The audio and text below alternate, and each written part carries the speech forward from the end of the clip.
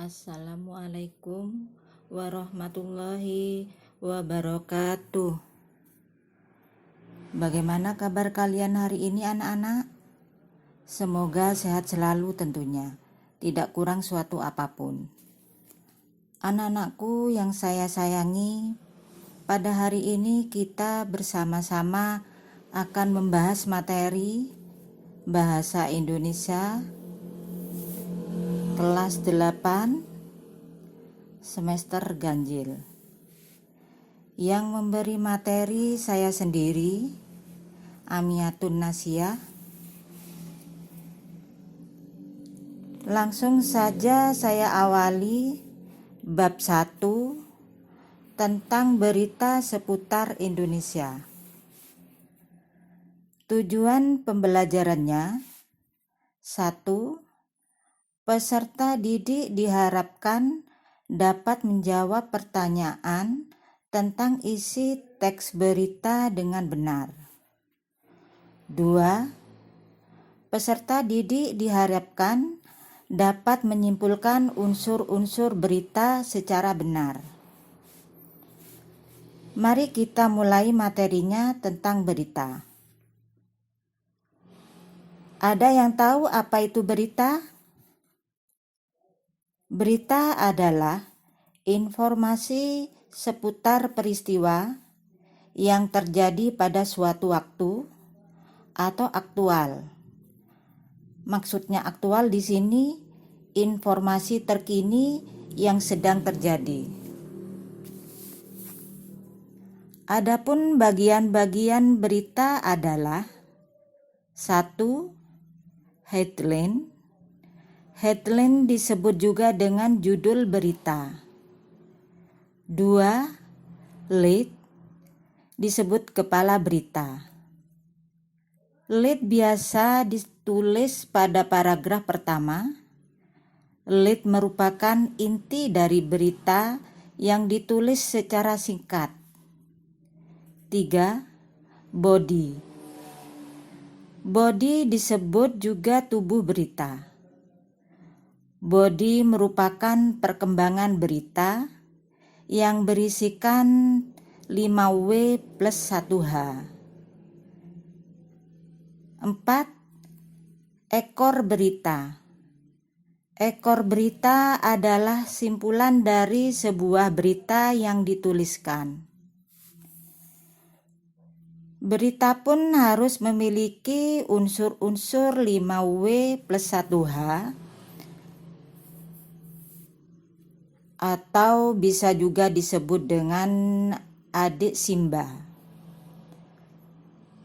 Penjelasan mengenai 5W plus 1H adalah: 1.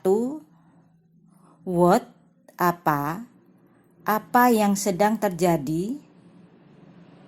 Yang kedua, where, di mana peristiwa tersebut terjadi.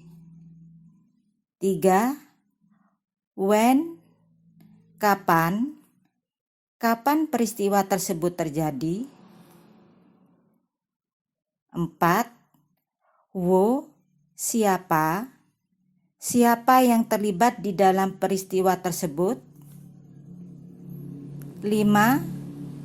Why, mengapa peristiwa atau hal tersebut dapat terjadi. Yang keenam, how, bagaimana peristiwa tersebut dapat terjadi.